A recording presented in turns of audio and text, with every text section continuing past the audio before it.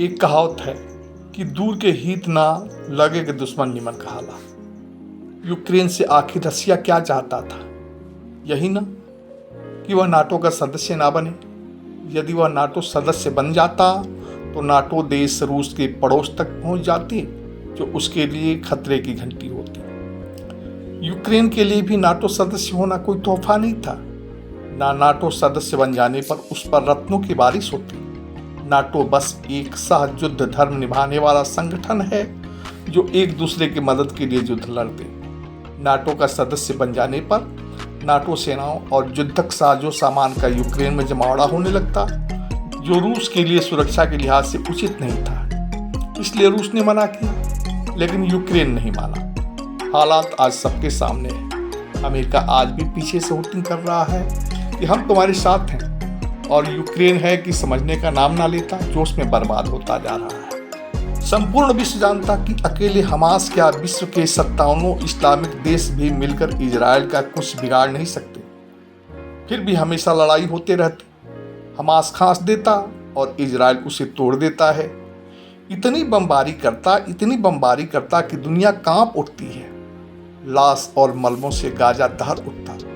हर बार आंदोलन होता, नारेबाजी होती, बमबारी होती, हमला रोकने की अपील होती, संयुक्त राष्ट्र में प्रस्ताव आता, अमेरिका वीटो पावर का इस्तेमाल करता, और लड़ाई रुकते रुकते तब तक तो नदियों में काफ़ी पानी बह जाता है, काफ़ी नक्शा बदल जाता है, हजारों फलस्तीनी मार जाते हैं, सैकड़ों बिल्डिंगें तबाह हो जाती हैं।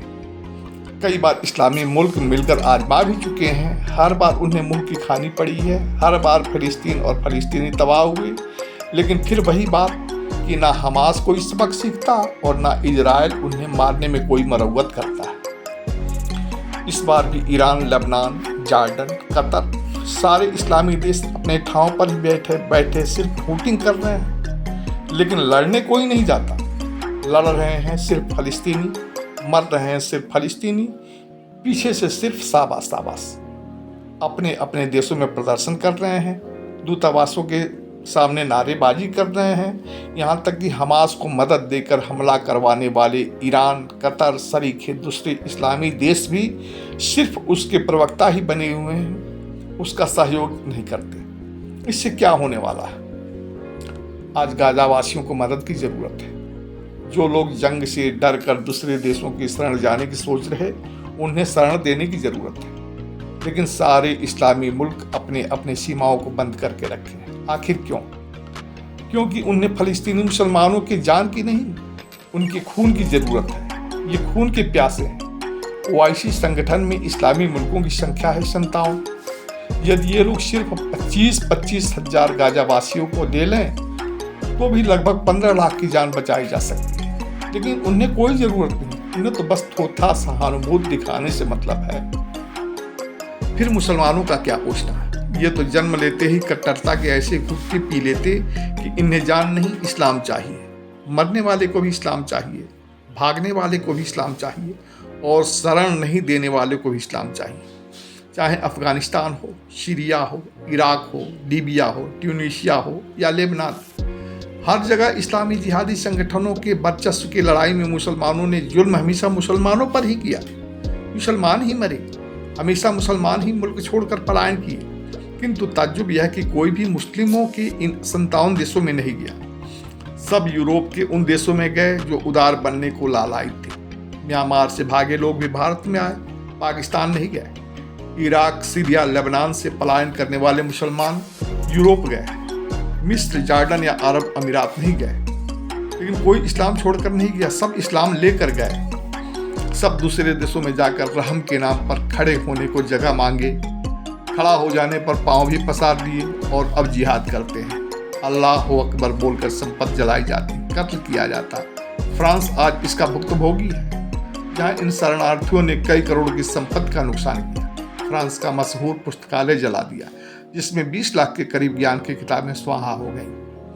फलस्तीनियों को भी इससे मतलब नहीं कि इस्लामी हमास के वजह से ही उनकी दुनिया उजड़ रही है, वे बर्बाद हो रहे हैं। उन्हें तो बस इससे मतलब है कि गैर इस्लामी काफिर हैं, हमारे दुश्मन हैं, उन्हें मारना सबब है। उन्हें तो बस इससे मतलब है कि एक दिन समूचे कायनात पर इस्लाम का परचम बुलंद होगा, लेकिन यह नहीं महसूस करते कि यदि समूचे विश्व में इस्लाम का परचम बुलंद हो भी जाए तो भी क्या हो जाएगा। अभी पेशावर में स्कूली बच्चों पर हमला हुआ, तब समूचे विश्व में स्कूलों पर हमला होने लगेगा। पूरा विश्व हमास, तालिबान, हिजबुल्लाह, ISIS सरीखे आतंकियों के कब्जे में आ जाएगा। तब महिलाएं घरों में कैद कर दी जाएंगी, बच्चों का गला रेता जाएगा। तब मुसलमानों के पलायन के लिए कोई शांत और सुरक्षित मुल्क भी ना मिलेगा। हर जगह सिर्फ मुसलमान होगा, आतंक होगा, लहू के प्यासे आतंकी होंगे और भयभीत साजान की भीख मांगता आवाम होगा। ना सुनीता विलियम्स होंगी, ना किरण बेदी होंगी, ना मायावती होंगी और ना भी चंद्रकला होंगी। सिर्फ बच्चे पैदा करने, खाना पकाने और पुरुषों के पांव दबाने वाली औरतें होंगी।